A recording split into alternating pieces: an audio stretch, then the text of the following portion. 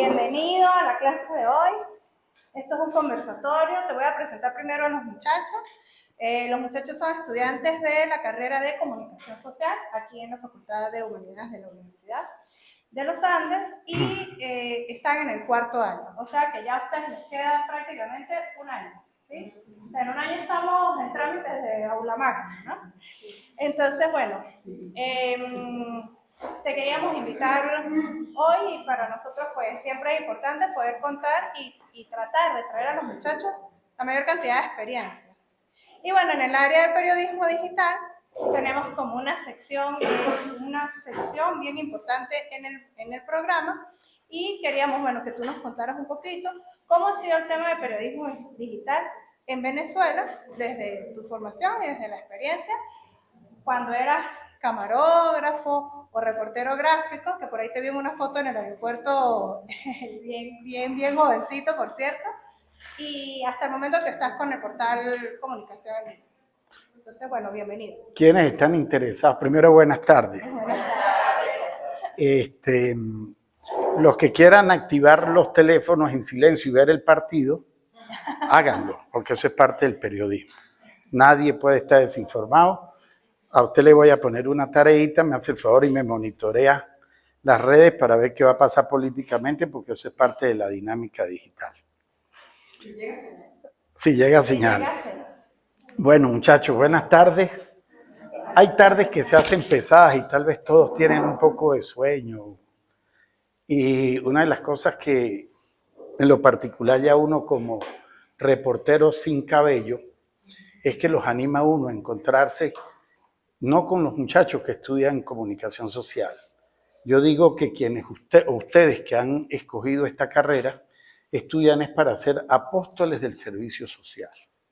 Y digo esto porque en Venezuela la carrera de comunicación social se convirtió en un altísimo riesgo. Ya desde el primer momento que ustedes han decidido hacer esto, ya tienen que entender o mentalizarse de que la vida de ustedes tiene que comenzar a cambiar, a excepción de la cantidad de menciones o de rubros que les pueda ofrecer cuando terminen.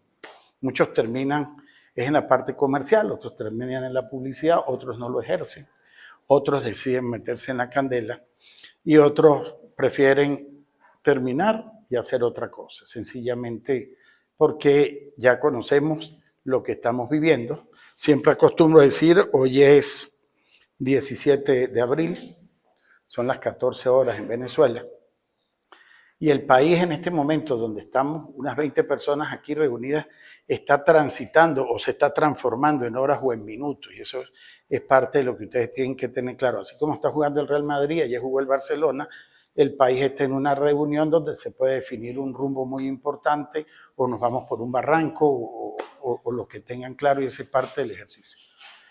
Yo le pedí a Nadia, siempre hemos coincidido y quiero agradecerle a Nadia, porque en razón de lo que ha sido la transformación de lo que llamamos el periodismo tradicional o el periodismo analógico, tienen que aprender a diferenciar dos cosas.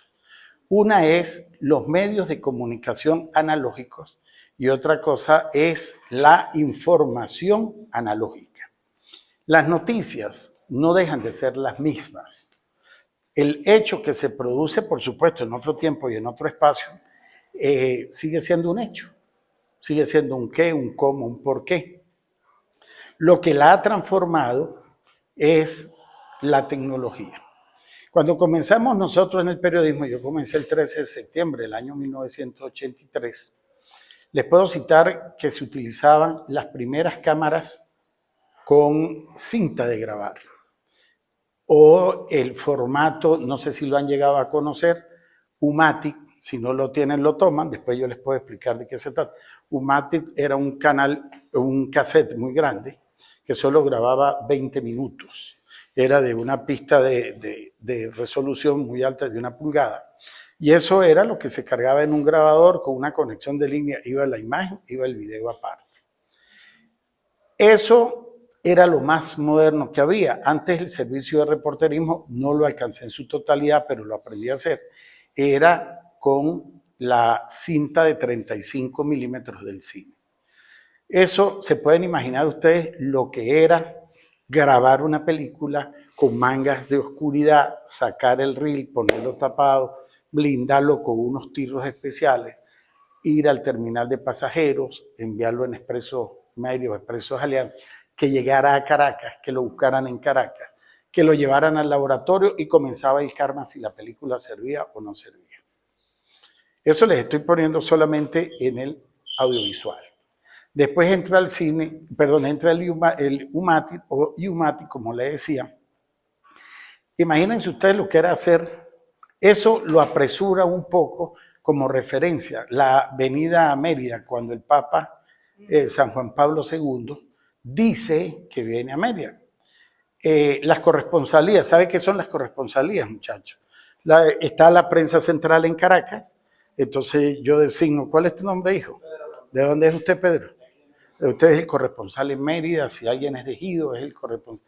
Entonces era una pirámide, una redacción central, y escogían los corresponsales, no todo el país, los que estaban en Mérida, nos tocaba Táchira, Mérida y Trujillo. Y de allí, imagínense todo lo que eso significaba para que una noticia llegara.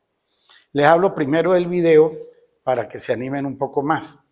Paralelamente a esto, estaba la fotografía blanco y negro. El 35 milímetros en blanco y negro. Y las únicas fotografías en color no procesadas en los medios se hacía en rollos de fotografía. Los rollos que ustedes, algunos los conocieron, creo que por la edad ninguno los conoce. Creo que por la edad ninguno los conoce porque tiene 25 años oficialmente la desaparición del rollo. La fotografía blanco y negro es un poco más rápida. Vamos a seguir con el video y después les voy explicando paralelamente. Les voy a citar un ejemplo profesional. Cuando yo comienzo de carga cables, un compañero pela el patín, no puede seguir y me toca comenzar a trabajar este tipo de video. En Mérida se anuncia, Monseñor Miguel Antonio Salas trae a Monseñor Baltasar Porras, el hoy cardenal, a ser su obispo auxiliar. Y allí, meses después, se anuncia que el Papa Juan Pablo II vendría a Venezuela. Y ellos, como coordinadores, exigen ante el Vaticano que tenían que llegar a Mérida. Y eso obligó a todos los medios de comunicación, en ese tiempo, Radio Caracas, Venevisión, que era el de punta en tecnología, antes no era venezolana de televisión, sino Canal 5, Canal Nacional, o Televisora Nacional, Canal 5, a que si bien el Papa en un año tenían que dotar a los sitios donde tendría que estar el Papa, las coberturas tenían que equiparlo. Eso es lo que permite dar un salto a que nos llegaran algunos equipos para atender ese tipo de cosas. En Mérida, quienes estaban con equipos un poco modernos, la Universidad de los Andes, que tristemente tenía uno de los mejores departamentos de cine de Latinoamérica. Ellos lograron hacer la cobertura en película. Cuando les hablo de películas, es en fotograma de 35 milímetros. Y nosotros logramos hacer la cobertura, eso que ustedes ven en la historia por ahí, las imágenes todas turbias de cuando el Papa estaba en la hechicera, cuando recorrió todo esto. Eso es lo que hace que el periodismo se presione. Mérida llegó a tener 8 periódicos y llegó a tener 14 corresponsales. Ya estamos claros qué son los corresponsales. El Diario Nacional, Diario El Universal, Últimas Noticias, todos esos periódicos, Panorama, La Nación, el Diario de los Andes en su fundación. Entonces, era paralelamente a esto los que hacíamos los dos trabajos. Hacíamos fotografía y hacíamos el video. Cuando les cito lo de la iglesia, para que tengan un ejemplo, porque ustedes están vinculados a esos nombres, pudiéramos tener la referencia cuando el periodismo, en el caso de Mérida, cambia del blanco y negro al color.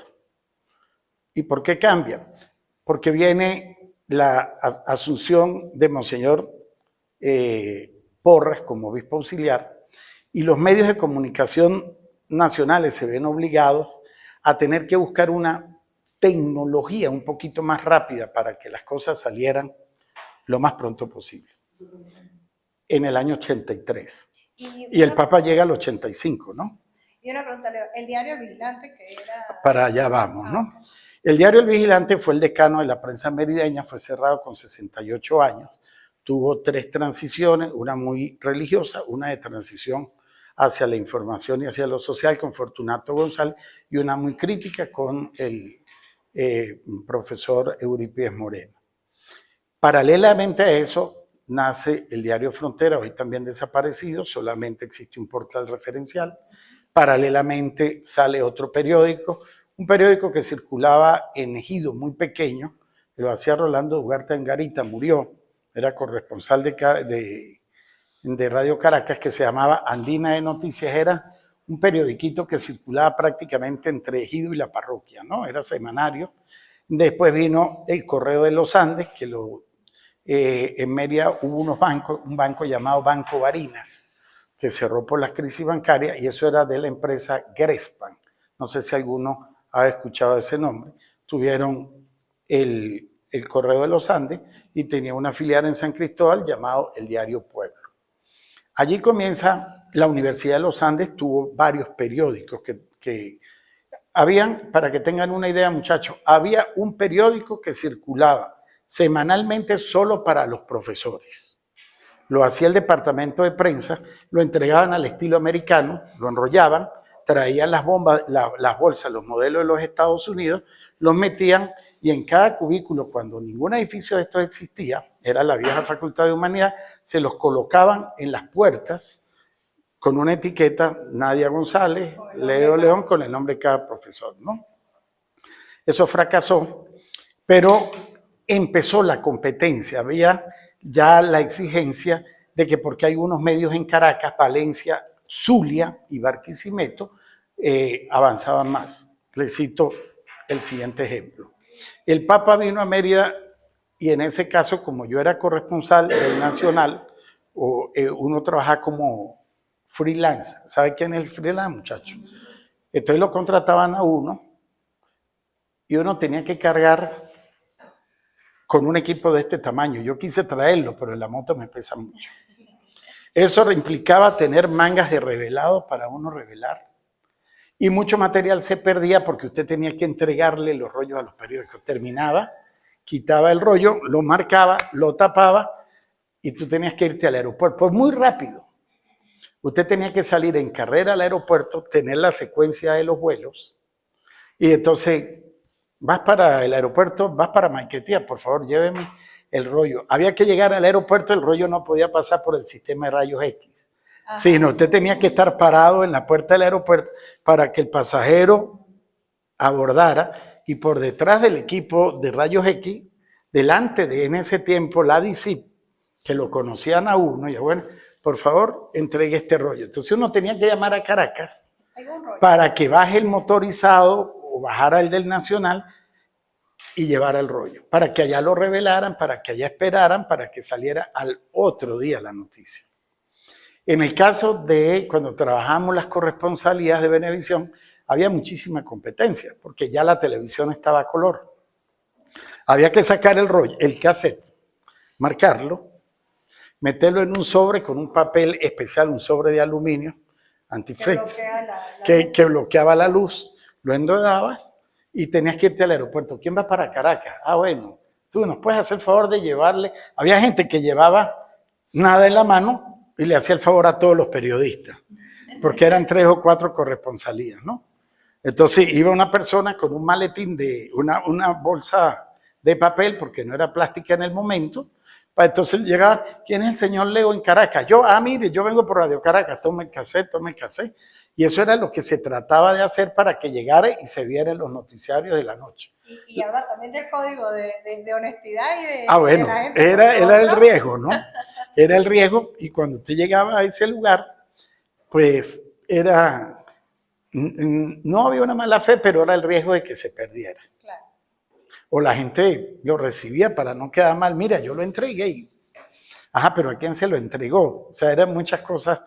Y en el caso de las fotografías era igual.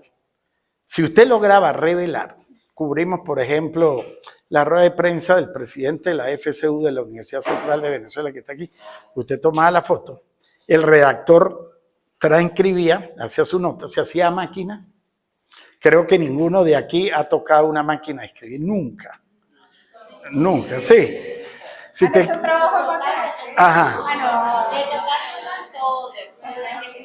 Bueno, pero ahora yo les voy a citar solo un ejemplo. ¿Qué pasaba cuando se equivocaban en la cuartilla? ajá.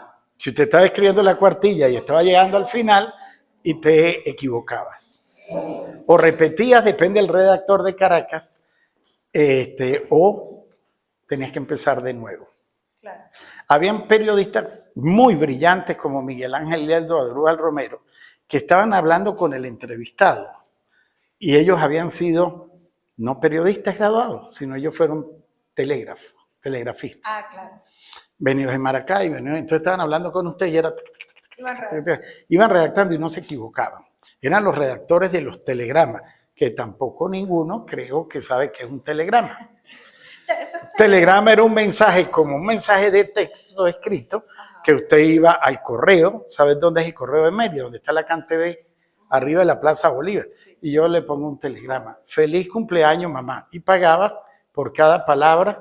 Eso lo enviaban, lo transcribían, lo recibían allá en el valle, allá lo imprimían y la gente iba al repartidor a llevarlo a la casa. Tocaba a la hora que fuese y entregaba el telegrama.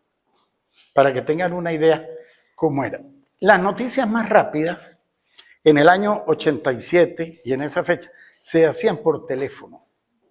Bueno, llegó el Papa a Mérida, lo transmitía a la televisión. Habían redactores aquí y redactores en Caracas porque había cadena nacional e iban escribiendo y después llamaban.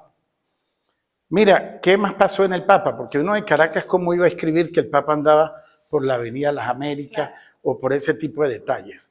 Todo se hacía en condiciones especiales de ese tipo. Yo les hablo más de Mérida para que les emocione más. Se caía un avión, usted tenía que esperar al otro día que llegara la prensa. Y llegar a la prensa desde muy pequeños, los que fuimos pregoneros y vendíamos periódicos, salíamos desde las 7 de la mañana a recoger los regionales o el local y después esperábamos el Nacional, el Universal, Últimas Noticias, Crónica Rojo, Crónica Policial, que llegaban cerca de las 11. Cuando el avión llegaba al aeropuerto Alberto Carnevali, lo trasladaban a las oficinas, nos entregaban por rutas y uno iba a entregarlo. Saquen cuenta lo que era la noticia analógica.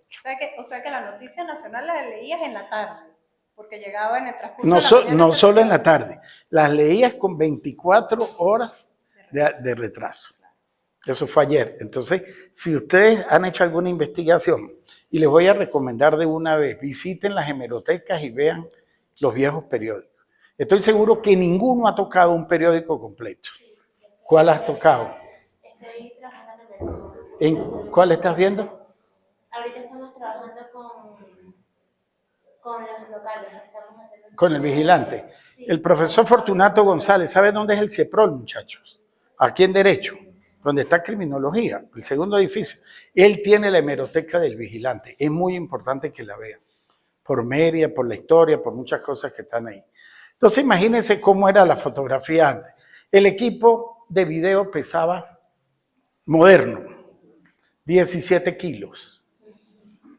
Y se tenía que cargar entre dos, un camarógrafo y un asistente de cámara. Pasaban cosas como estas. Después vinieron cables multipares. ¿Sabe qué son multipares? Que usted se los conectaba a la cámara y al grabador, y usted desde la cámara le decía grabar, parar, grabar, parar. Y siempre me acuerdo del audio porque a veces el cable fallaba y el micrófono no estaba bien conectado a la cámara. Entonces usted grababa la entrevista y la cámara no tenía el audio. Entonces son muchas cosas que atrasaban todo esto.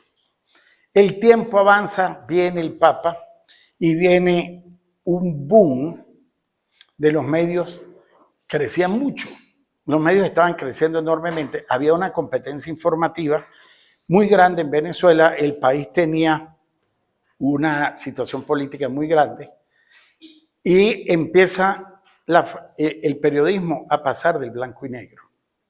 Cuando empieza a pasar del blanco y negro significa que las fotografías, que por ejemplo las del Papa, La mayoría del reporterismo periodístico fueron en blanco y negro, pero la mayoría de los registros de archivo de la visita del Papa fueron a color. Daba más tiempo para revelarlos, para llevarlos. Entonces, cuando nosotros le exigimos a algunas tiendas que queríamos químicos nuevos para que no se dañaran el rollo y garantizar. Por eso usted ve algunas fotografías pálidas, no son color fucsia de los obispos, si son rosadas, algunas cosas son grises, pero ese es el producto de la tecnología que había en ese momento. Entonces, uno a veces tenía que cargar 2 cámaras cuando había cómo comprar unas cámaras.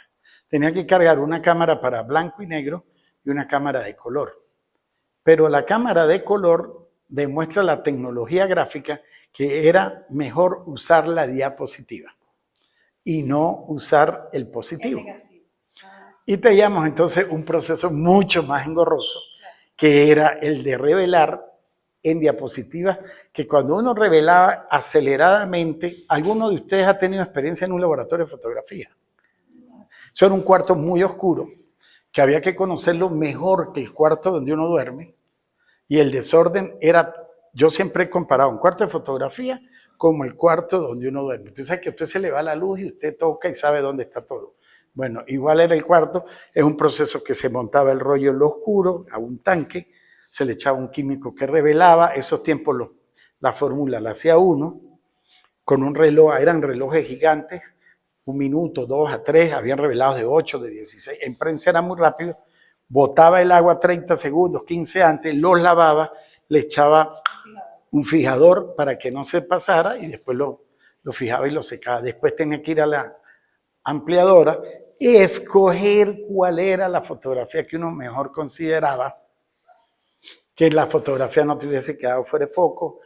No podías gastar 50 tiros en una misma fotografía porque el periódico te asignaba un rollo de 12, de 24 o de 36. Los que hacíamos reporterismo de sucesos teníamos un poquito más.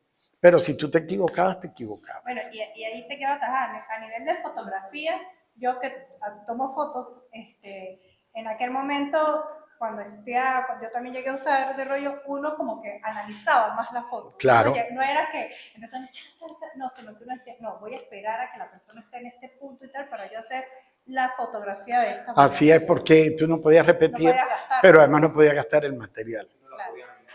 No, eso es importante. Usted tomaba la foto en las mañanas, en el caso de Mérida, y llegaba a las redacciones. Entonces te tenías que conseguir con 5 colegas gráficos, esperar en el turno que ya, ¿quién es el primero? El de sucesos que tiene que volver a estar listo. Y empieza aquella tembladera, ¿no? Porque si usted revela y si el rollo se le pasa, quemó el rollo. Pero también, como nos pasó a nosotros en la inauguración del lugar Uribe Caparo. Cuando inauguraron el complejo, iba el presidente Lucinchi a la inauguración. El compañero mío no metió el cassette y yo no metí el rollo.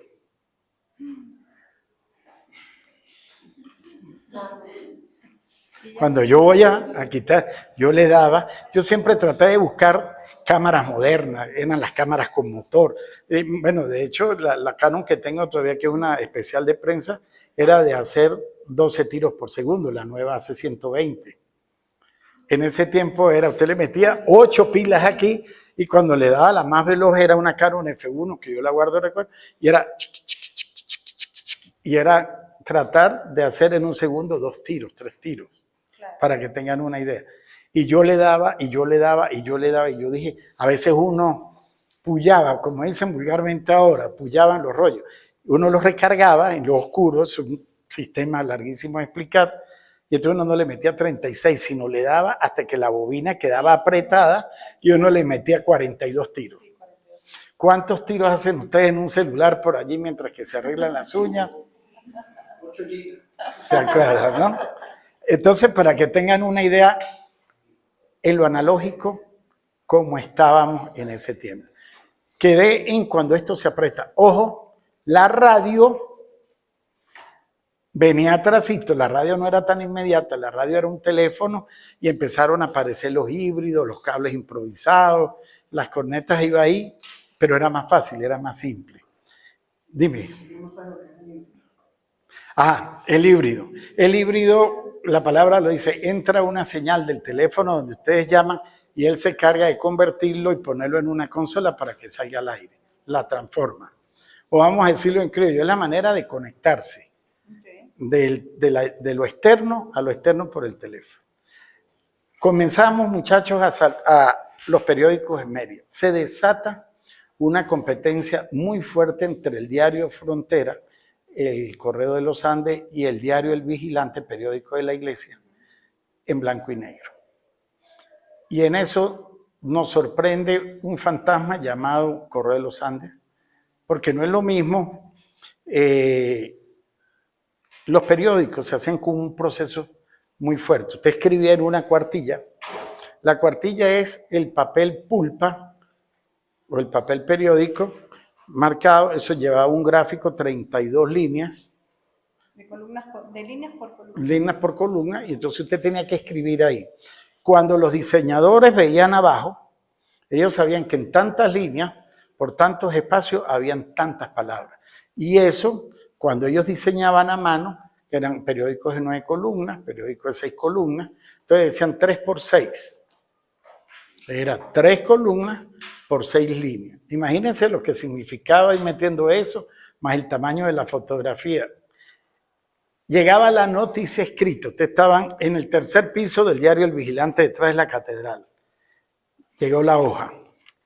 Pasaba por el jefe de redacción. Aprobado. Y de allí comenzaba un tren bajando, con la foto colocada. Usted le ponía aquí página 3 y le orientaba en los cuadrantes donde consideraba usted que debería ir la foto. Uno le ponía página 3, 3 columnas por 6, LD, lado derecho. Tenía que ir para el lado derecho. Esto tenía que bajar a la sala de transcripción, que eran 20 mujeres, particularmente habían hombres. Eran 20 mujeres. Ellas ponían esto en los transcriptores y comenzaban lo que usted ya había hecho a transcribirlo. Ahora ustedes escriben en el teléfono y lo que hacen es corregir y ponerlo. Después que eso estaba allí, tenía que venir un corrector de prueba o de estilo. Lo leía, lo aprobaba y después sacaban los negativos con los textos para empezar a armar cada página como un rompecabezas. Entonces, los estudiantes de periodismo que venían de la central, lo que hacían era volverse expertos en cortar un papel que era un papel de fotografía muy fino, porque lo que se ponía sobre la página era un papel de fotografía, la medición era 0.3, o sea, usted era como esto. Y lo armaban, entonces ustedes tenían que hacer pasantía de montaje de página, era donde empezaban. Se armaba el periódico, después que la página estaba lista, la corregía el supervisor de corrección y después iba una cámara de fotografía llamada insoladora. La insoladora hacía el negativo completo, salía en blanco y negro y después quemaba en la plancha que iba al periódico, lo que ponían en las rotativas. ¿Han visto alguna rotativa alguna vez? La rotativa es donde se imprime, pero eran unas máquinas gigantísimas y muy veloces. En películas las han visto. Exacto, es la única manera. Aquí en Mérida está la vieja del Vigilante, la de Frontera la acaban de desarmar y la de la Venezuela de Antel, que era la vieja rotativa del diario El Vigilante. La que está en la Venezuela. Sí, la primera. Saquen ustedes cuenta cuánto tardaba un periódico. La competencia se desata por los poderes económicos. Frontera, un periódico muy respaldado por unas familias merideñas, y si el Vigilante tenía 10 personas, Frontera tenía 30. Si la rotativa del Vigilante imprimía tantos ejemplares por minuto o por segundo, la de Frontera tenía 30 veces más lo que podía. Entonces, eso sumado a la hora de salida. ¿Qué periódico sale más? Entonces, ustedes cuando salían de la discoteca o estaban llegando a las fiestas de la discoteca, como ahora llegan a las 12, ya usted conseguía el periódico en la calle. Y la gente, voy a comprar Frontera, voy a comprar El Vigilante, y después apareció ese monstruo que existió durante 3 años llamado el Correo de los Andes. ¿Por qué un monstruo? Porque cuando el periódico sale a color. Ya su cabezal ya no era en blanco y negro, sino su cabezal era en azul.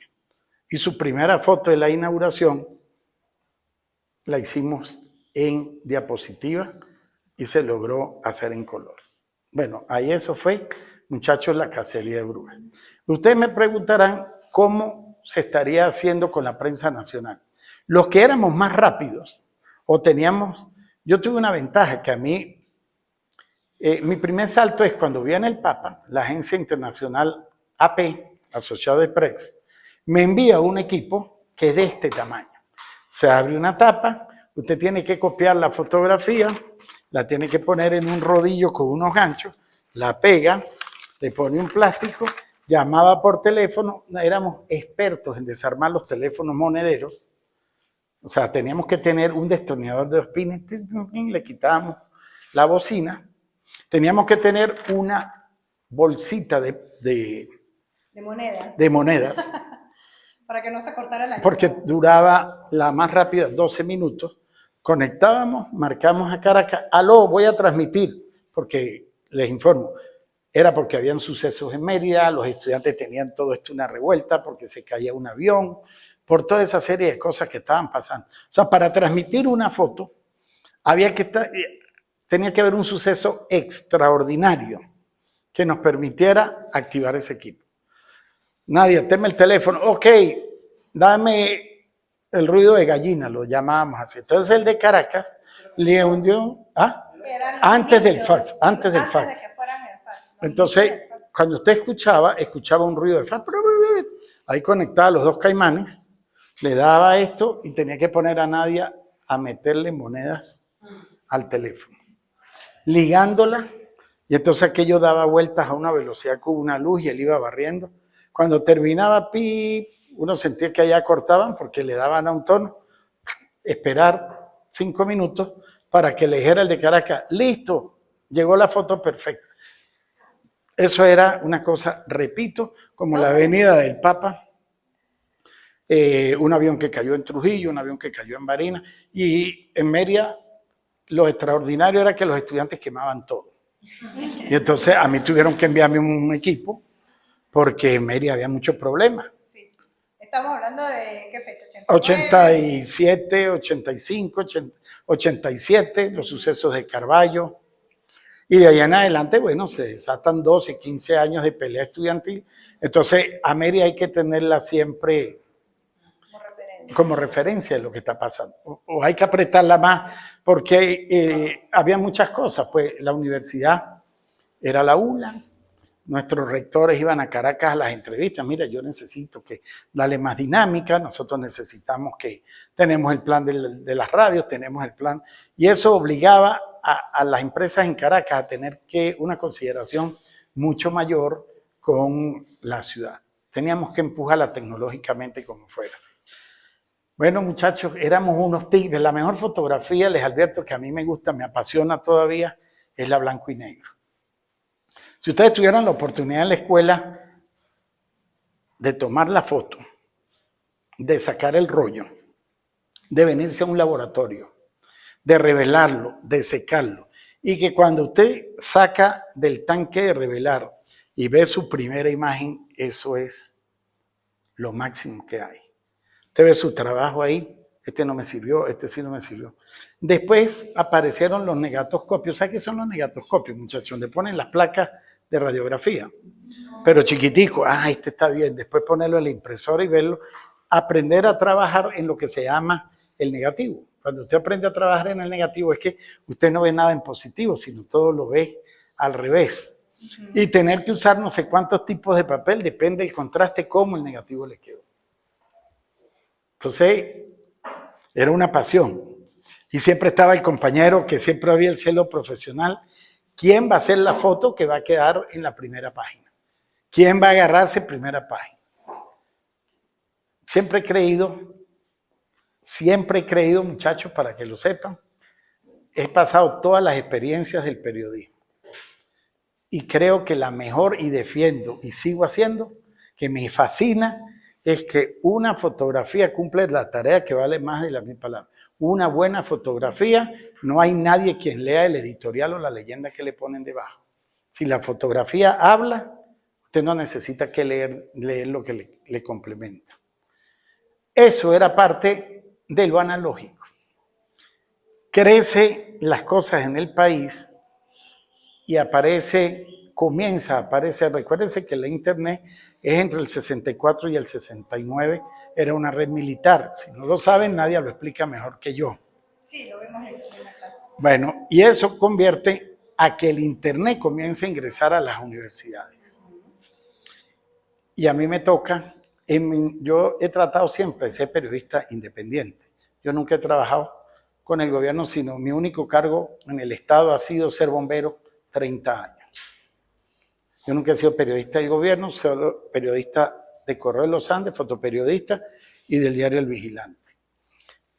En esa fase entre el 97, 2000, viene el gran salto digital.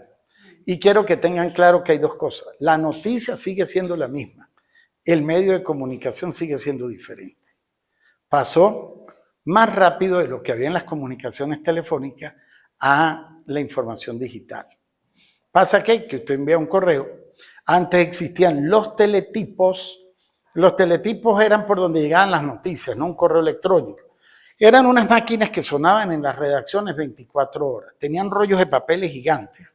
Y eso usted pasaba por una radio y sonaba como una máquina de escribir. Y eso era 24 horas llegando lo que se llamaba antes los cables informativos.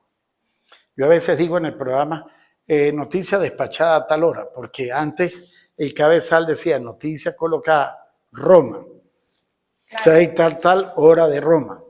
Y entonces uno tenía que tener rápidamente en la cabeza, son 6 horas para hacer la conversión, ¿no?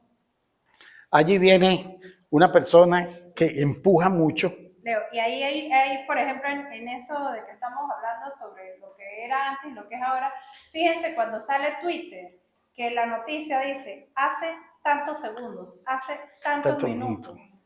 ¿Ok? Y era interesante, porque imagínate que saliera a la hora en la que la está escribiendo la persona desde donde la está escribiendo. Entonces, son como esos parámetros que van cambiando también. Son muy rápidos. Antes se hablaba de álbumes vendidos, ahora se habla de reproducciones en YouTube. Entonces, vamos a ver cómo esa transformación... Cuando empezamos allí, les voy a contar mi experiencia.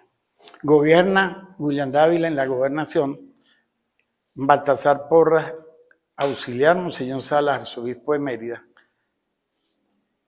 Gana el presidente Chávez y los gobernadores democráticos deciden ir al Vaticano. Irene Sáenz, William Dávila, los que estaban en ese momento. Y contratar las agencias de noticias en Europa, era el Mundial del 98 en Francia, era mucha plata, salía aproximadamente $10,000.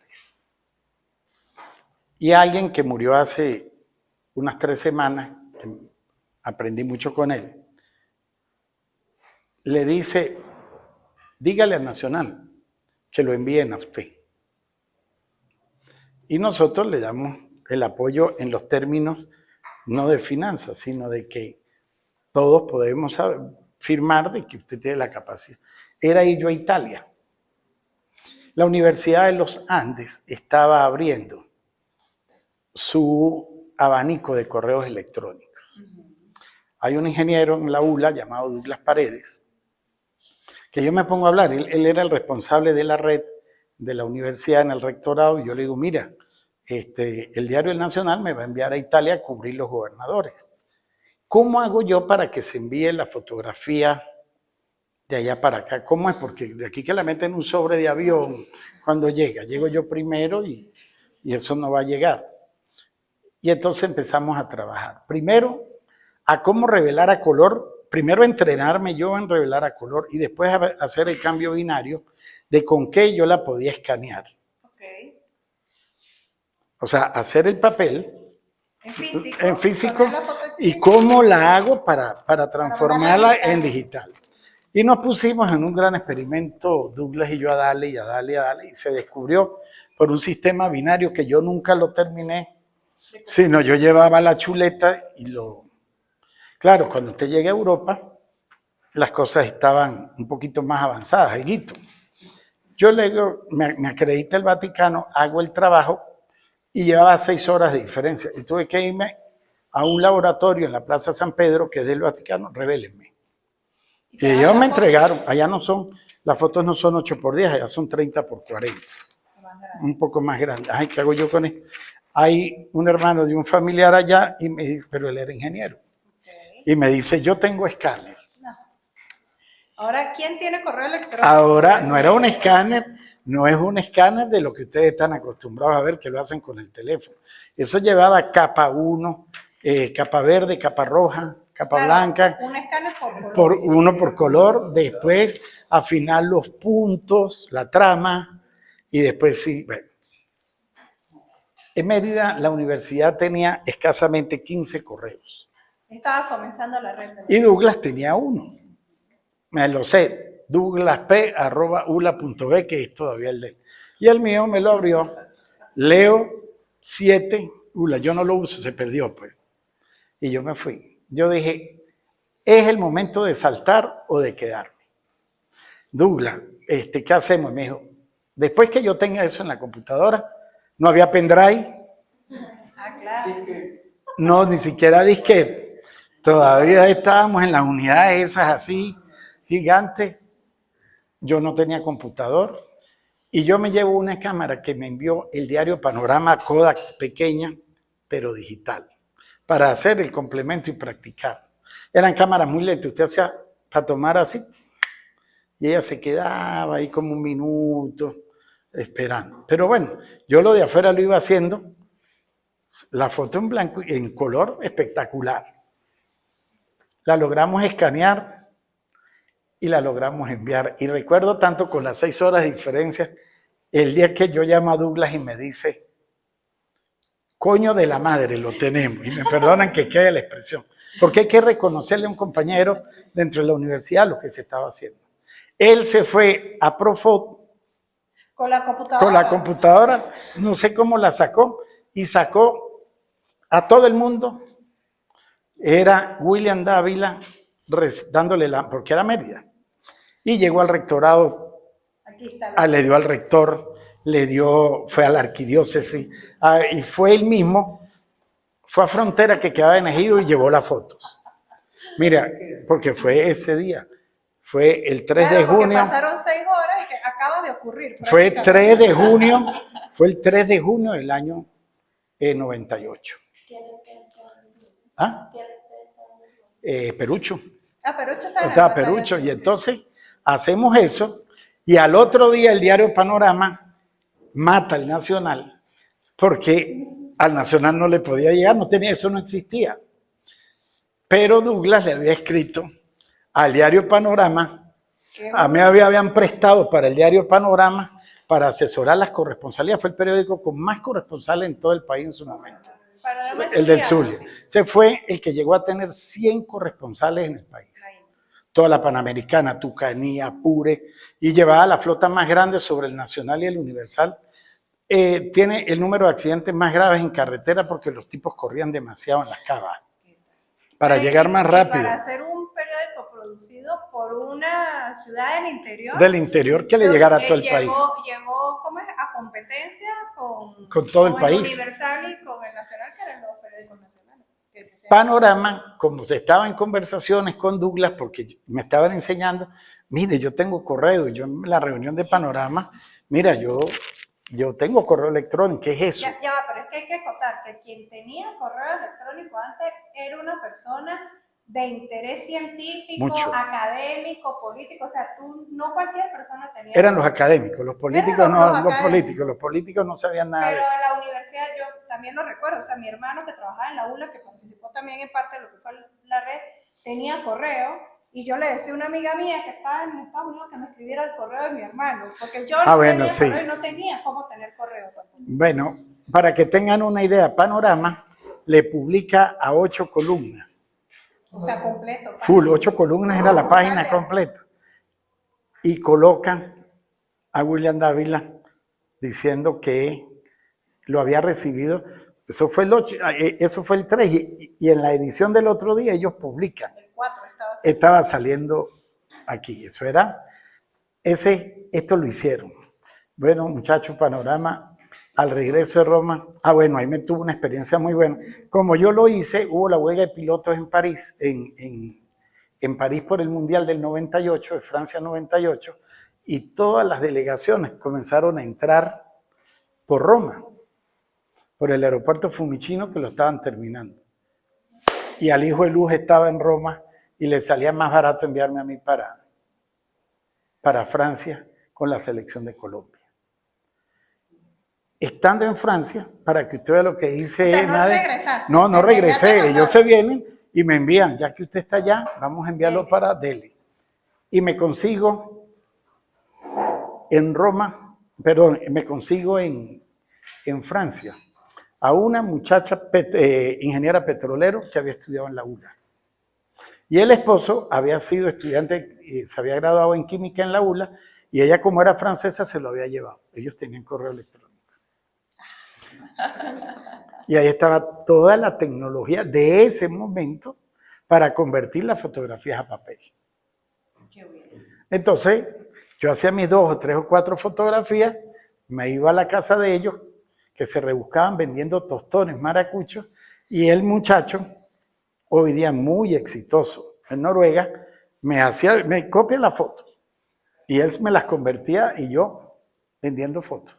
Vendiendo no, las ponía en lo que doy para nosotros en el servicio del servidor, para cualquiera de ustedes, yo las enviaba, y las agencias internacionales estaban comenzando con el correo. Bueno, te puedes imaginar lo fachoso que yo me puse. Me estuve 17 días en París trabajando. Llegaste hablando francés. Cuando llegué, me dice Panorama, no, esto es insólito, te vas a la Feria de Las Vegas para que veas las primeras cámaras digitales. Yo ya tenía una Kodak, pero eso es un rollo, no tenían velocidad, como nada. Imagínense lo más lento que ustedes puedan tener. Salta Panorama al digital en la fotografía. Y paralelamente conecta fax en todo el país. A todos los corresponsales, pero igualito. Había que escribir en máquina y pasar la hoja llamada cuartilla por el fax. Lo único es que la cambiaron de color papel pulpa. ¿Sabe cuál es el papel pulpa, muchachos? Que es amarillito, como es un... Ajá, entonces el fax no lo leía. Y saltamos, entonces imprimían. Por cierto que aquí está algo muy parecido, ¿no? Así eran las cuartillas, como esto, tenía este recuadro, iba la fecha, y aquí donde se le ponía los detalles. Bueno, Panorama en esa competencia, como nadie lo apunta, decide montar un gran curso a nivel de todos los corresponsales y que le metamos muy duro a la fotografía digital. Así usted hiciera una foto. Pero ustedes se imaginan donde ellos más vendían periódicos, Santa Bárbara, el Zulia, el Vigía y la Fría. Y salía una foto de la gandola que se volcó o mató a 50 en un bus. O sea, a ellos no les importaba invertir, pero si el muchacho, Palacios, me recuerdo yo el de la Fría, tomaba la fotografía y la lograba poner por correo electrónico, bueno, eso le metimos correo, se nos volvieron unos expertos abriendo correos y Douglas asesoró, se querían llevar a Douglas para Panorama. Y él era como un dios, ¿cómo hizo usted? Y entonces, ¿y cómo escribe? Bueno, te imaginas los términos, Panorama tenía sobres. Y yo recuerdo en una reunión, yo explicando, los sobres que venían donde venían las noticias y las fotos. Y vamos a perder los millones de sobres, pues los vamos a perder porque ya vamos al digital. Y así saltamos. Ahí me estuve yo 1 año y medio tratando de empujar ese proyecto. Panorama hizo toda la plata del mundo, porque si usted era corresponsal en Ejido y usted era en San Fernando de Apure, y en San Fernando, y ellos trabajan, era Suceso, que se volcó una gandola. Usted sabe que lo de ellos era... Suceso. Pero Suceso, usted no lo han leído nunca, ¿verdad? Está panodi.com, es el dominio de ellos. Aquello era los estudiantes, aquí alguien del Zulia o del Vigía. Del Vigía. Bueno, en el Vigía no se tomaba café, si no se leía Panorama. Y ahí llegaba a la 1 de la mañana. Eso eran las flotas, eran 60 cavas a 2.000 por hora por todas las carreteras del país. De hecho, en otros periódicos con otro nombre, la gente igual dice Panorama. Claro, es que es que para todo. Le dicen todavía. Por ejemplo, El Vigía tuvo un periódico bueno, la mira, es que verdad. para el zuliano, o sea, te decía, dame un panorama nacional ahí. O sea, el panorama Ajá. reemplazó la palabra periódico. Eso es lo que en mercado llamamos posicionamiento. O sea, está tan posicionado que la gente le decía panorama al periódico. Como pasa, por ejemplo, cuando uno dice, la maicena americana, eso es almidón de maíz. Pero la maicena americana es la que... El ponche crema, el ponche crema. El ponche crema. Ajá. Eleodoro González Pez, ¿quién no lo ha tomado? Así es. Pero todo el mundo lo repite y estoy seguro que un ponche crema de la casa es mejor que cualquiera de esos. Pero la gente se toma un ponche crema comprado. Que es el nombre comercial. La Polar, la Coca-Cola, esas cosas. Bueno, muchachos, le informo que cuando se dispara eso, y es cada vez más vertiginoso. empieza el fax. Ya la noticia no va por tierra, ya la noticia va en digital. ¿Qué hacía Panorama? Reforzar las cámaras. Yo traje 50 cámaras de Estados Unidos. O sea, es esta, bien asesorado por la Kodak. Usted se imagina lo fachosos que éramos en todo el país los de Panorama. Cuando nos cambiaban para Caracas, llegó Panorama, que yo era... ¡Pic! Ya, usted la veía, aquí está la foto, hasta luego. Más nunca me ensucié las manos. Las manos de nosotros, los gráficos, muchachas y muchachos, eran amarillos como los fumadores. Claro, por los químicos. Por los químicos. La ropa, nunca tuvimos ropa buena. Porque en la oscuridad, el mover, ¡pic! A ti te caía una chispa de eso y dañabas la ropa. O sea, entonces uno ya iba a los sitios y no se quita. Por eso lo llamaban fijador.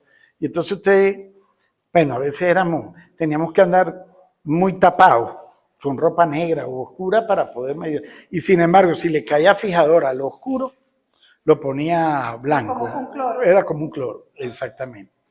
Allí es donde tengan cerca de los años 90, donde deja la noticia o la información de viajar por carretera y comienza a viajar por la vía electrónica. Ahí es donde Caracas se pone muy duro, ya las agencias de noticias deciden saltar al correo electrónico, comienzan las primeras, la modernización de las cámaras, y estoy seguro que alguno me está pensando preguntar, ¿y cómo se comunicaban? No habían teléfonos celulares. No habían teléfonos celulares. Había que cargar monedas. Y había muchos teléfonos públicos. El teleférico, muchachos, el teleférico. Ese ya fue paralelito. Okay. El teleférico, en todos lados como habían muchísimos estudiantes, pero muchísimos muchachos. Entonces, la CanTV tenía, en los Chorros de Milla está la caseta, la convirtieron en una cosa de artesanía. En las heroínas sí las tumbaron. Ahí queda una en Altochama, justo al lado del garzón. Correcto, ahí están y la convirtieron en una cosa de agua. Bueno, en Las Marías yo vivía en Ahí había una años, gigantísima. Ahí había una que eran como 8 teléfonos, creo yo, y había colas, porque Las Marías siempre fue una residencia muy estudiantil, porque quedaba muy cerca de todo. los núcleos de la universidad. Y yo eso era cuando yo era niña, casi no me acuerdo de eso, hacían cola y era o sea, los estudiantes, y entonces, Mujeres, mamá, deposítame, mamá, mándame por no sé qué, y colgaba y pasaba a la otra persona. O sea, en la noche tú no podías ni jugar en el patio porque había la cola para llamar por teléfono. Y aquello era, Así cámbiame, claro. cámbiame. Bueno, me das un real más porque te estoy cambiando 10 bolívares. Entonces tú tenías que llamar, ¿no? Por supuesto, todos los estudiantes de todas las carreras, si fuese de medicina, se convirtieron en ingenieros eléctricos especialistas en hackeos de monederos. Porque le daban golpes, le sacaban la plata. Y bueno, eso es otro término. Pero no había teléfono. Como los que nos gustaba ver que empezamos a entrar en el mundo de las comunicaciones, de la banda ciudadana y eso, nos metimos por ahí. Y los repetidores en las frecuencias de 2 metros y comenzamos a tener, en mi casa llegó el teléfono, 22481 fue el primer teléfono de la casa. 5 números. Llamaban a mi casa y mis hermanas pequeñas Atención, atención, Bravo 1, me acuerdo yo que me decía, están llamando de la policía que hay un muerto en tal lado, copiado. Porque estabas por radio. Por radio, no era nada de esto. Claro. Después sale el Viper. ¿Sabe quién es el Viper? ¿Sabe quién ha visto el Viper? Bueno, una partida. Mire, mi amor, para tener un Viper en media, después los médicos, yo pequé de pretencioso porque lo tenía, pero porque me lo asignaron de Caracas. Sí, entonces usted le daba volumen, ¿verdad? Yo andaba con las muchachas por ahí. Claro, porque ¿cómo era la tecnología con el Viper? El Viper era pues un aparatico donde te llegaba un mensaje con un número de teléfono que era la persona que se quería comunicar contigo. O sea, no era ni siquiera un mensaje. Uno llamaba a la empresa. A la y decía, empresa. "Mira, por favor, al Viper El tal, vigía tuvo mucho Viper. enviarle tal mensaje, yo lo transcribí y le Pero llegaba al Viper. era mensaje, o sea, no era corto, o sea, 5 palabras. Llamar a mamá. Los médicos eran los que tenían, ¿no? El hospital Sí, claro. tuvo una central y en Mérida lo teníamos Luis Carlos Benedetto, Miguel Ángel y Eduardo Romero y Leo León. Entonces, si yo salía con alguna de ustedes, estaba en una pizzería, había que darle volumen, ¿no? ¿Para qué? Para cuando sonara pi, pi, pi, pi, todo el mundo, ¿Alguien tiene un Viper? no se sacaba el Viper. O había un momento, el primero salía de voz, por favor, comuníquese con su casa. Si uno tenía novio, que se comunique con su novia, puso la torta. Después empieza, pero ahí va la noticia. Ahí va la noticia, porque después los cuerpos policiales tenían el Viper, no sé si tenía el número telefónico Claro. de tal, sino tenían el Viper del periodista fulano de tal y lo llamaban por ahí. Para que ustedes vayan viendo cómo se va transformando todo y cómo avanza. En medio de todas esas cosas y de la fotografía digital, comienza mucho más rápido el video. Ya del Lumati vienen los convertidores de video. Usted ponía el Lumati, lo ponía en su casa, tenía un teléfono, convertía un paquetico de 20 segundos y lo lanzaba como un correo electrónico. Allá lo decodificaban y esa era la noticia. Las viejas noticias, salía el mismo reel o el mismo track de video. Estaba narrando las noticias, los informativos de Caracas y era el mismo, Y era el mismo pedacito. el mismo porque eran 20 pedacito porque eran segunditos. 19 segundos para que pasara. Okay. Y ahí empieza la velocidad. Señoras y señores, llega el gran cambio. Los que tenían plata y aparece el Motorola de ladrillo. Aparece ese hermoso equipo que yo particularmente cuando yo lo vi, caí de para atrás. Ya había empezado, mire que va a venir la telefonía sin cable. Que mire que, pero ¿cómo es? ¿Cómo van a hacer? Y salen las publicidades en los periódicos de que Motorola llega a Venezuela. ¿Quiénes lo tenían? El presidente de la República sale hablando por teléfono, Gustavo Cisneros, Marcel Granier, y entonces ellos estaban en la televisión, permítame, el termo, O sea, algo y ellos, más o menos Marcel era de este tamaño, Marcel Granier hablaba. Busquen en YouTube por ahí primer plano y esas cosas, ¿no? Y ellos hablaban de noche del tipo con madres bigotes, domingo a las 10:30 era el programa, y entonces él en su mesa tenía el teléfono. ¿ustedes no lo han visto, el ladrillo?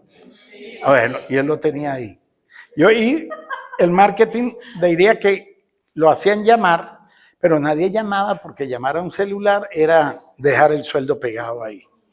Pero los tipos estaban en todas reuniones, así como las damas se lo ponen aquí, que nunca he estado por preguntarle por qué usted lo carga aquí, ¿no? Y entonces ellos en las reuniones, entonces usted veía todas las reuniones y empezó a aparecer ese gran amigo Motorola. Una vez estaba yo en la playa, una Semana Santa, 8 de abril del 99-2000, andaba con unos amigos, en Mérida se produjo unos disturbios esos bestiales, estaban las cosas de los cacerolazos, y cuando yo llegaron todas unas chicas en un jeep descapotado, y es donde yo vi como 5 teléfonos de esos.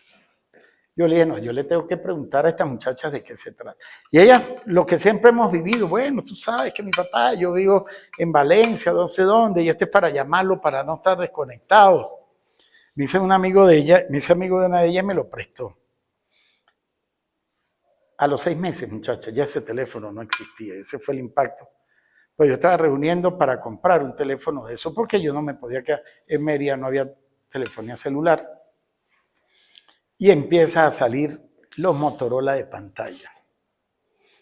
Y de ahí en adelante, la noticia, recuérdenlo siempre y apúntenlo.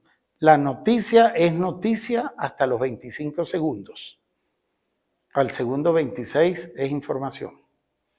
Desde el momento que el celular aparece, cambió todo. Porque ya usted no dependía de estar en su casa. Ya usted no dependía, ya usted andaba libre en la calle y todo le llegaba al celular. No estoy hablando del celular con mensaje de texto, solo el celular para hablar. Pero donde tú estabas y empieza aquella fiebre. Para tener un estatus, yo siempre he creído que el teléfono celular es un estatus, es mostrarlo. Y la gente muestra un iPhone o la gente muestra otro tipo de teléfono y va a la moda con lo que se está pidiendo. Bueno, entra las dos operadoras, en el caso de Mérida, en Caracas usamos los dos, Viper, usamos el Viper y usábamos el teléfono. Era bueno ir a trabajar a Caracas porque te asignaban un teléfono. Tú eres el de guardia, cargabas el radio y cargabas el teléfono. Agarraba uno aquello a llamar a San Pedro, a todo el que le podía dar. Pero no, pero es que esto además no marca. No marca porque no tiene saldo. Se comía uno los saldos. Y cuando había que pasar las noticias para llamar y decir, mira, aquí hubo un accidente de tal cosa, no habían tampoco las grandes redes de conexión, sino era en Mérida, por ejemplo, era la Plaza Bolívar, Plaza de Milla y Glorias Patrias, por citarle en el momento. Paralelo a eso se viene todo, el video se viene todo, pero demasiado rápido. Y en el año 98, 2000 en Mérida, los periódicos cambian de la máquina de escribir a la computadora. El diario El Vigilante transcribió desde que lo montaron moderno con Mac, no, la A2. Pero era más iPad, pero A2, no claro. era... Claro, no era lo que se conoce. No se conoce como exacto, no era chiquitica y ahí transcribían. Y ahí es donde a los periodistas, pues yo era gráfico en ese momento, nos ponen el morral de piedra para empezar a saltar de la máquina de escribir a la computadora. Eso ha sido una transición, compañeros, que hasta el sol de hoy no se ha terminado de hacer. Te tienes que estar todo. Hay periodistas, o existimos periodistas muy brillantes en todas las áreas, y todavía no pueden escribir en las computadoras. A veces hay personas que están escribiendo artículos de opinión, destacadas personas todavía en el país, que tienen asistentes para que le transcriban. Para que lo sepan, para que le envíen los correos electrónicos, para que lo chequen. Y de allí viene una gran carrera indetenible. Toda es indetenible. En algún momento decíamos nosotros, ¿y por qué nosotros vamos a desaparecer? Les apunto para hablarlo al final. Hay un momento de transición donde ustedes ni siquiera pueden llegar a existir, que es la inteligencia artificial. Y cuando llegamos allí es donde el periodismo tiene un gran cambio. 2005, 2010, a lo que empieza el teléfono y aparece la primer cámara digital, comienza el WhatsApp, primero el mensaje de texto, y después viene el WhatsApp. Bueno, hubo uno antes, el de BlackBerry. No, pero el Messenger, el Messenger dio un golpe muy fuerte, ¿no? El texto y después viene el PIN. Ya lo digital existía por ahí ya en el 2004. En el PIN, ¿por qué? Yo particularmente quedé enganchado en el PIN. En el PIN. Yo quedé enganchado en el PIN en el BlackBerry. A mí Y me yo encantó. cambiaba el BlackBerry como bañarme, ¿no? Y para adaptarme del teclado analógico al táctil me costó demasiado. Sí, sí, sí. Yo en BlackBerry, así, Claro, sí. porque ¿cuál era No, la y- cosa? Que ese teclado era como una pequeñita máquina de escribir. no, y es que era, Y tú hundías la tecla. el primero, Aquí tú la tocas. el primero era, una lo llamaban la cucaracha. Dejo constancia, yo estaba en Caracas y un gran amigo hoy fallecido, Alberto Garrido, tal vez los padres de ustedes, sí, era un analista muy grande y asesor de Venevisión. Él llega y estando yo en Caracas, en eso me dice, mira, vamos a la reunión de Telefónica por el cargo que él tenía y yo quiero que conozca a los empresarios y vea la tecnología, vamos. Y salí con un BlackBerry, muchachas. Yo era MobileNet y tenía, en ese momento ya estaba el Movistar con el paro petrolero. Entonces uno compraba una línea para tener las dos. Ya la cosa empezaba a moverse muy dura. El paro petrolero ya todo el mundo tenía un teléfono, pero se trabajaba mucho texto, ¿no? Y a mí me dan un BlackBerry. Estaba Nelson Bucaranda, César Miguel Rondón, Alberto Garrido, Los Cisneros, y él me mete en el paquete, lo mete el periodista de nosotros de Mérida, y me lo dan. Ay, usted se imagina, muchacho, este gordito con ese bicho aquí que le llegaba a uno, el correo electrónico lo redireccionaba, y ahí empieza una carrera muy rápida en la información, pero era muy rápida, porque eso tardó escasamente 6 meses para que saltáramos a los grupos de PIN.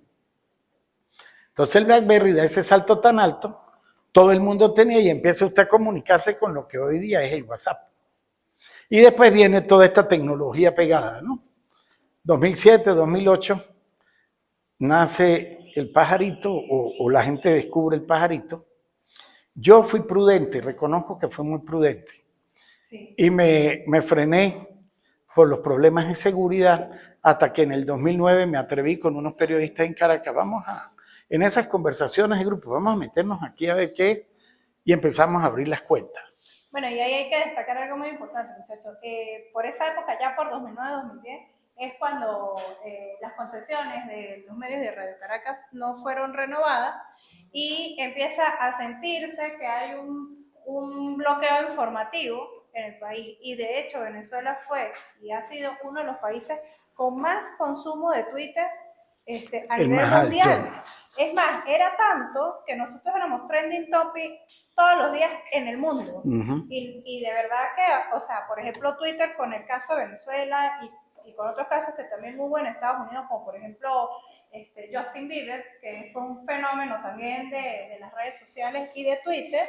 Con Justin Bieber decían, bueno, pero ¿por qué este muchacho es tendencia en el mundo todos los días? Y era que los nativos digitales estaban haciendo uso de eso, ¿no? Y Venezuela era tendencia todos los días. Y bueno, ya después los algoritmos surgen después cuando dicen, no puede ser que Venezuela sea tendencia en el mundo todos los días, ¿no? Entonces empiezan ya a reformularse los algoritmos por país y a hacer los filtros. Pero en el 2009 lo que fue, miren, lo que ha sido, de 2009 en adelante ha sido, o sea, son 15 imparable. años imparables, totalmente. En el 2009, el paro petrolero quedó en los grupos de PIN. Y ya de ahí en adelante, 2011, entró ya en las redes. Sí. Muchachos, yo escribí unas barbaries en el Twitter. Bueno, y... Mire. Pero tiene la misma cuenta. La misma cuenta, siempre. sí. Y me han hackeado y bueno, nadie estuvo conmigo, me volaron. Ese ya fue en la crisis del Instagram. En el Twitter me volaron, pero ahí vamos a entrar en la gran discusión de la inmediatez. Cuando yo le digo que ustedes van a ser apóstoles, es porque ustedes lo que tienen que aprender muy bien es a saber hacer las noticias y diferenciarse de lo que llamamos infociudadanos, periodismo ciudadano, chismoso, sí, porque el periodismo está en este momento en un punto donde después de nosotros cargar 2 cámaras Canon, de cargar lentes 300 milímetros, eso no es que ha desaparecido, sino que la información le llegó a la mano de todos. Las suscripciones de los periódicos desaparecieron. Los medios entran en los teléfonos de cada quien. Las radios, ya usted no las escucha prácticamente en directo, sino En stream. usted decide colocar el streaming y hace lo que da la gana. La noticia, óigase bien, la noticia, la de las 25 segundos, quedó en la mano de cada ciudadano. Y hay un informe del fotoperiodismo de la agencia EFE, de la agencia Franpress, de la AFP. Le digo que lo hay porque yo tengo relación con ellos y hago algunos trabajos cuando son importantes que lo piden. Las fotografías más publicadas y los videos más publicados son de la gente, no son de los fotoperiodistas. Los fotoperiodistas llegamos a templar la noticia, a darle una visión diferente, a cultivarla de un modo, a darle contexto periodístico. Pero de resto todo está en las manos de cada uno de ustedes, de la abuela, del abuelo, de los niños y ahora de los bebés. Y digo de los bebés porque esto es impresionante. ¿Qué ha pasado? Ahí es donde ustedes tienen que tener el cuidado. Mire que Nadia y yo hemos tenido que pasar, porque a mí en lo particular me tocó venir del diario El Vigilante en plomo. El plomo es que cuando se hacían los textos, fundían las páginas en plomo los linotipistas. Eso era lo que ponían para imprimir las páginas. Y ahora tengo que ir con la inteligencia artificial. Así es. Se me ha tocado pasar desde el plomo, del negativo, de todas esas transformaciones tan duras. Yo acabo de cumplir 60 años, muchachos, y estoy desde los 19 en esto. Imagínate tú. Ay, Leo, Yo tuve una experiencia, se cae una avioneta en Barinas. Yo tengo mi mismo Toyota de toda la vida, tuve un Volkswagen y un Toyota. ¿Por qué tengo Toyota? Porque a mí me gusta la fotografía y soy reportero de sucesos. Y ese carro, lo que yo lo sirvo, y él se activa como un perrito para guerrear. Y estoy en un accidente en Barinas. Ustedes ven mis máquinas de escribir, muchachos, y se enamoran. Una que me regaló un amigo en Coro, me la traje oxidada, que habían unos expertos restauradores. Yo llegaba con esa máquina aquí, muchachos, en aquellos tiempos, y los profesores de la universidad que tenían máquinas me decían, oye, qué bonita esta máquina. Bueno, era algo como así, ¿no? A las grandes de O sea, oficina, ni se agarraba mi máquina. así, ¿no? Hay unas grandes y las portátiles eran Más o menos de 4 kilos y medio. ahí, por ahí, sí, 5 kilos. Pero uno la destapaba, uy, como un Volkswagen, pues bien pintadita. Se cae una avioneta en Barinas y está un periódico nuevo llamado De Frente, que lo dirigía un exmagistrado del TSJ perseguido. Luis Velázquez Alvaray, se habían hecho socios del diario Frontera, y él, como era de allá, sale ese programa, había un periodista ya fallecido, JJ Peña Peña, se cae, entonces uno busca alianzas, ¿no? Ah, bueno, aquí está Nadia, yo ya sé que Nadia está en Mérida. Nadia, estoy aquí, bueno, entonces se hace un convenio. El periódico decía, dame las fotos tuyas porque Claro. yo había estado en el sitio. Bueno, déjame, y vete para acá. Y cuando yo llegaba tenían el agua. Yo bajo mi máquina para el laboratorio, revelo, preparo mis fotos con mi IFEX, empiezo a transmitir. Y digo, no, las fotos tuyas, ¿cómo no? La cortesía. Escribe la nota. Bueno, entonces yo le digo, présteme la máquina. Me dice, no, aquí no usamos máquina. Aquí ya están las máquinas. Las computadoras ADO. Y yo no me había puesto a manejarlas. Entonces, no, a mí, yo lo cuento porque ustedes son muchachos que están aprendiendo esto. Había una muchacha llamada Omaira, jamás se me va a olvidar. Y yo le digo, señor Omaira, no, ellos me ponen, Nadia, mientras que yo voy al baño a refrescarme, póngame ahí el teclado. Mentira, yo lo que me fui fue al baño a meterme, echarme un agua y una broma para dar tiempo. Y cuando ya está listo, señor Leo, yo muchacho. Y yo tirándomelas ahí de que no. Una nota corta, sí, ya se la vamos a enviar, el avance. Y salió, cuando llegué aquí está la proveeduría estudiantil. Y yo no sabía que era Mac, yo no sabía que era Windows, nada de eso. Eso no existía. Y veo la primer portátil y la compro. Empezó Cristo a padecer, muchachos. Bueno, y para enviar correos electrónicos, un amigo que es un gran pintor en Caracas tenía a la mujer en Nueva York y yo le prestaba y que para enviar correos y eso se conectaba, era CanTV y cuando nos llegó la cuenta, en aquel tiempo, la cuenta llegó de 80 bolívares. Imagínate tú lo que eso significa. Bueno, en un sueldo, el salario era que de como de 120. Sí, una cosa, no, yo creo 90, 80, 90, una cosa y uno no le alcanzaba para eso. Y lo digo porque el periodismo está en la mano de ustedes. El periodismo ahora llega a los abuelos. Mire que cuando yo soy de la primer corte del diplomado que organizó Nadia. Hace 10 años. 10 años. 10, Bueno, cumplimos ahorita. yo tengo una frase que todavía los muchachos la recuerdan y a veces intercambiamos. En ese momento, el Twitter nos daba 120 caracteres y mi trabajo de cierre fue un medio en 120 caracteres. Porque usted dispara una sola vez y con eso puede causar de todo. Y ahora, bueno, hay todo esto. Yo no he certificado lo nuevo, mi cuenta era certificada y todo eso. Y mire todo lo que está pasando. Pero además de que eso está sucediendo, no descuiden las cosas con las redes. Yo hice ahorita un diplomado en la Católica, bueno, ya el año pasado en la Católica en inteligencia artificial y lo que ellos llaman la pirámide de las redes. Y todos estaban confiados en que íbamos a concluir que era el Instagram. Y me acordé de la clase de Nadia con el Facebook y con Picón, que todavía en Sudamérica el Facebook sigue siendo la red de empuje a las generaciones más avanzadas. Y todos están cogiendo, todos ustedes están en otras redes. Y la experiencia dice que no se pueden estar en una. ¿Y por qué no se pueden estar en una? Todos tienen Instagram. Sí. Todos tienen Twitter. Sí. ¿Quién no tiene Twitter? Y estás estudiando periodismo. Hoy mismo abres un Twitter. Te voy a explicar por qué. Si aquí hay una clausura o hay un filtro de señal, usted con Twitter puede, con Instagram no puede. ¿Por qué? Porque en el Twitter tú lees el texto, en el Instagram no puedes leer, no puede, y te consume mucho más. Entonces, ¿qué está sucediendo con todo esto? Que la velocidad es tan grande que por eso yo les digo, ¿cuánto va el Real Madrid? Ganando, ¿ves? Y los tipos, el mundo está centrado, nosotros estamos en clase y tenemos que estar así. Eso es una de las cosas, que miren la velocidad donde estamos.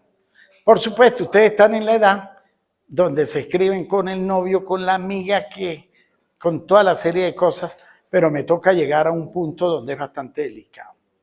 ¿Se leyeron la ley del odio? ¿Tú la leíste? ¿La revisaste por lo menos?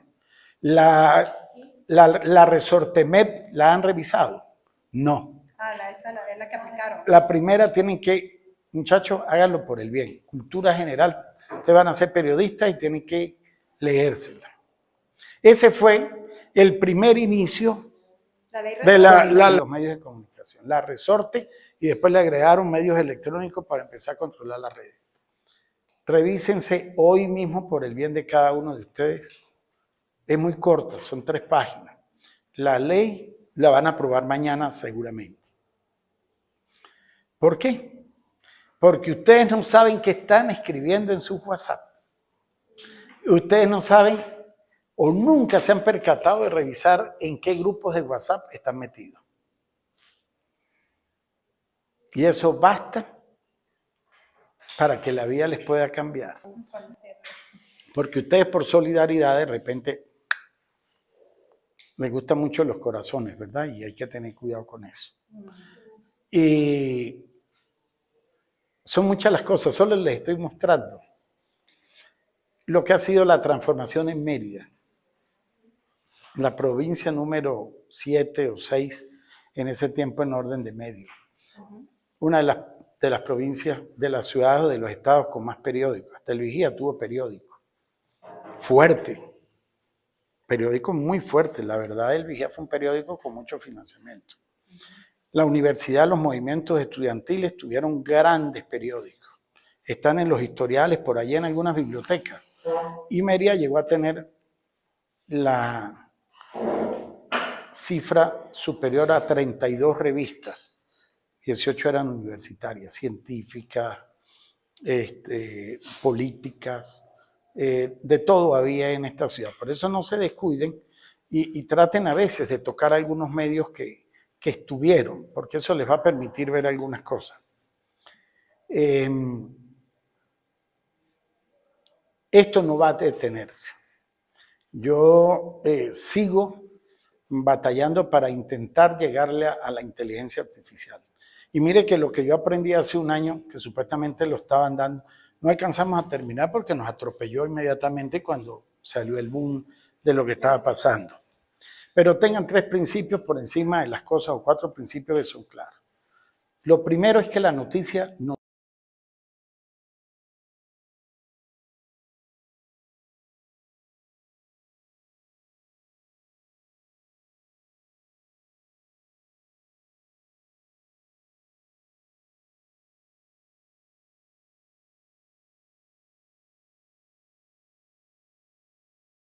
El periodismo no va a morir porque existan robots.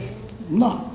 Los robots más importantes actualmente del periodismo, ustedes no se han dado cuenta que lo hacen las cámaras de seguridad. Lo dijo la cámara de seguridad, todo lo hace la cámara de seguridad. Una de las cosas que hay que tener para ser periodista y bueno, lo primero es ser buena persona, ser buen hijo, ser muy buen ciudadano. Si ustedes tienen esas 3 cosas, que la junte la solidaridad, es donde ustedes van a ser buenos periodistas. Pueden tener los mejores equipos, iPhone, Android, los modelos que ustedes quieran, pero si ustedes no tienen sensibilidad por lo que le sucede al ser humano, no lo ejerzan, por favor. No se vuelvan mercenarios de la comunicación. No se vuelvan mercaderes de lo que tienen que hacer para informar. Padecemos actualmente de muchísimas cosas antiéticas en el periodismo. Y eso, si ustedes como nuevas escuelas no lo custodian, lamentablemente eso los va a atropellar y se los va a cargar.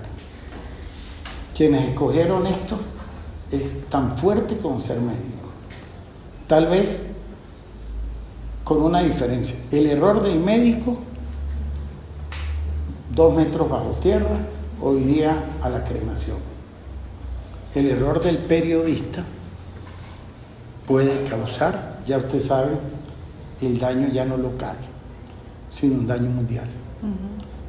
Una tecla, no les voy a decir que no se van a equivocar, pero una de las cosas que tienen que tener claras, de que la responsabilidad hoy día con estos aparaticos es peor que el escudo de hierro que tienen los israelíes.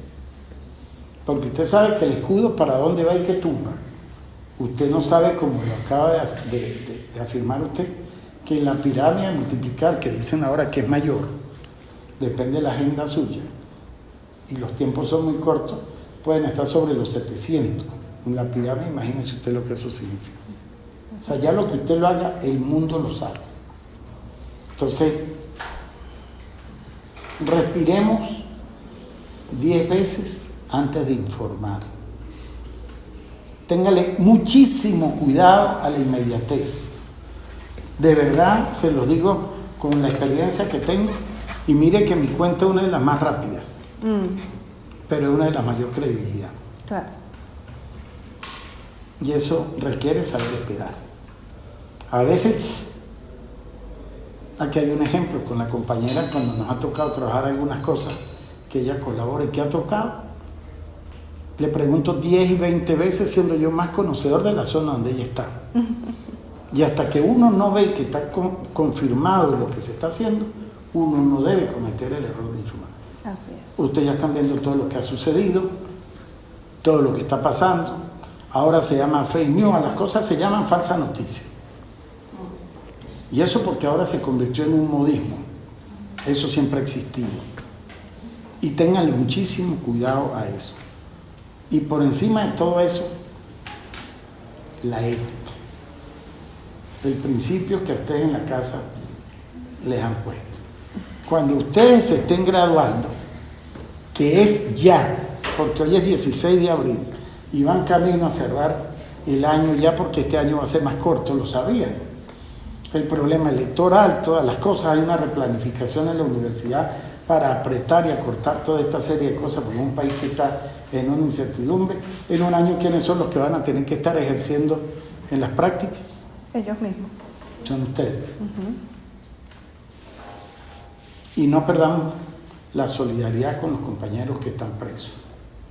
Ellos se han arriesgado, ellos se la han jugado y mañana no sabemos si es uno de ustedes. Esto es así.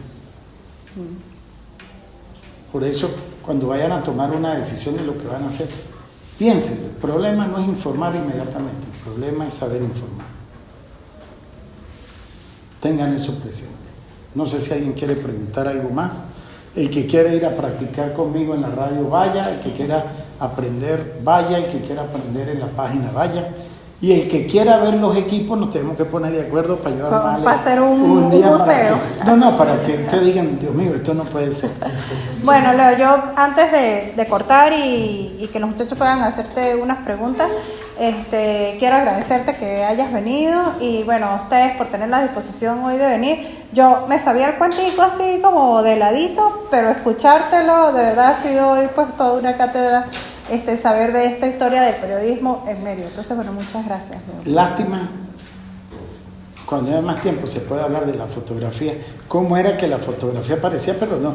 ¿Se imagina usted ir a los pueblos del sur a hacer un trabajo de una emergencia y regresar a 14 horas para revelar, para que el periódico esperara para montar una tragedia? Bueno, saquen cuenta lo que eran todo eso. Así es. Bueno, vamos a darle un aplauso a Leo.